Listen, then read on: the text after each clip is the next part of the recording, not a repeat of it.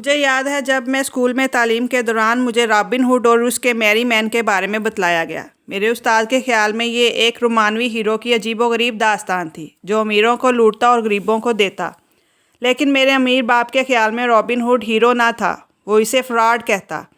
Robin hood تو ختم ہو گیا، لیکن اس کے پیروکار ابھی بھی موجود ہیں۔ جیسے امیروں کو زیادہ ٹیکس دینا چاہیے تاکہ غریبوں کا بھلا ہو۔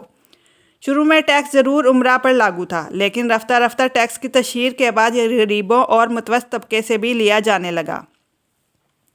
اور ایک دفعہ جب حکومت کو مال مفت کا چسکا لگا تو اس کی بھوک میں اضافہ ہوا، اور اس طرح رفتہ رفتہ غریب بھی اس جال میں پھنس گئے، اور امیروں کو ایک موقع مل گیا کہ انہوں نے کارپوریشنیں بنانی شروع کی جن کا انہیں علم تھا، لیکن غریبوں کو بالکل بھی علم نہیں تھا۔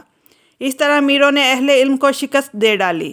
امیروں نے ٹیکس سے بچنے کے لیے کارپوریشنز کی چھتر چھاؤں میں پناہ لے لی، کیونکہ کارپوریشن تحفظ فراہم کرتی ہے۔ بہت سے لوگ نہیں جانتے کہ کارپوریشن کیا ہوتی ہے۔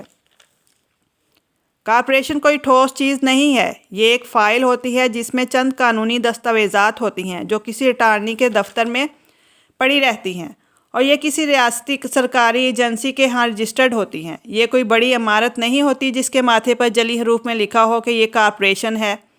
یہ نہ کوئی فیکٹری ہوتی ہے اور نہ ہی چند لوگوں کا گروپ۔ یہ محض ایک قانونی دستاویز ہے جو ایک قانونی جسم کی روح کے بنا جنم دیتی ہے۔ اس طرح امیروں کی دولت تو ایک بار پھر محفوظ ٹھکانہ مل گیا، اور غریب بیچارے ٹیکس کے بھنور میں پھنس گئے۔ میرے غریب باپ نے آگے سے مقابلہ نہ کیا اور چپ ہو کر بیٹھ گیا، لیکن امیر باپ اس کھیل میں 2 قدم آگے تھا۔ اس نے کارپوریشن بنا لی جو امیروں کا سب سے بڑا راز تھا، یعنی ٹیکس اور کارپوریشنوں کی قوت۔ ٹیکس دو اور کارپوریشنوں کی قوت حاصل کرو۔ امیر باپ کا یہ قانون کہ پیسے کے لیے کام کرنے کی بجائے پیسے سے کام لینا ہے، تو یہ طاقت تمہارے اپنے پاس موجود ہے۔ اپنے امیر باپ سے سیکھ کر میرے پاس مضبوط مالی سوجھ بوجھ تھی، جیسے میں نے مالی آئی کیو کہا، ورنہ میں مالی طور پر خود مختار نہ ہو پاتا۔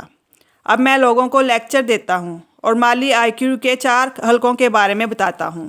نمبر 1، اکاؤنٹنگ یعنی حساب کتاب۔ اسے میں مالیاتی تعلیم کہتا ہوں۔ یہ ایک بہترین وصف ہے جسے تم اپنی سلطنت کھڑی کر سکتے ہو۔ جتنا پیسہ تمہارے پاس ہوگا، اس کے حساب کتاب میں تمہیں اتنی ہی باریک بینی کی ضرورت ہے، نہیں تو سب کیے کرائے پر پانی پھر جائے گا۔ نمبر 2، انویسٹمنٹ یعنی سرمایہ کاری۔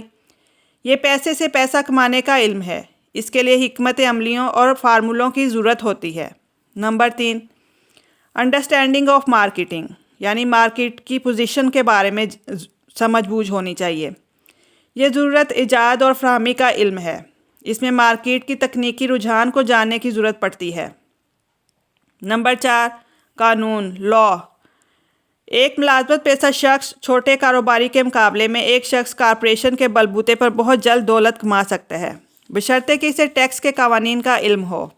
جب اسے قانون کا علم ہوگا تو تبھی تو اچھے طریقے سے اپنی کمائی کر سکے گا کہ ٹیکس کو کس طرح ادا کرنا ہے۔ ٹیکس کے کچھ فائدے بھی ہیں، جیسا کہ ایک فرد اور اس کے مقابلے میں کارپوریشن سے زیادہ کارآمد ہے۔ ٹیکس کی ادائیگی سے پہلے یہ اخراجات کے لیے روپیہ مہیا کرتی ہے۔ مالیاتی آئی کیو در حقیقت بہت سی مہارتوں اور جبلی صفات کا مجموعہ ہے، مگر میں یہی کہوں گا کہ وہ 4 نقطے جو میں نے آپ کو گنوائے ہیں، اس کا دار و مدار انہی پر ہے۔ اسی بنیاد پر ذہانت کی نشوونما ہوتی ہے۔ وہ لوگ جو ان کارپوریشنوں میں کام کرتے ہیں، وہ پہلے کماتے ہیں، پھر ٹیکس ادا کرتے ہیں اور پھر باقی رقم خرچ کرتے ہیں، جبکہ امیر لوگ جو اس کے مالک ہیں، جو ان کارپوریشنوں کے مالک ہیں، پہلے کماتے ہیں، پھر خرچ کرتے ہیں اور بقایا ٹیکس ادا کرتے ہیں۔ شکریہ۔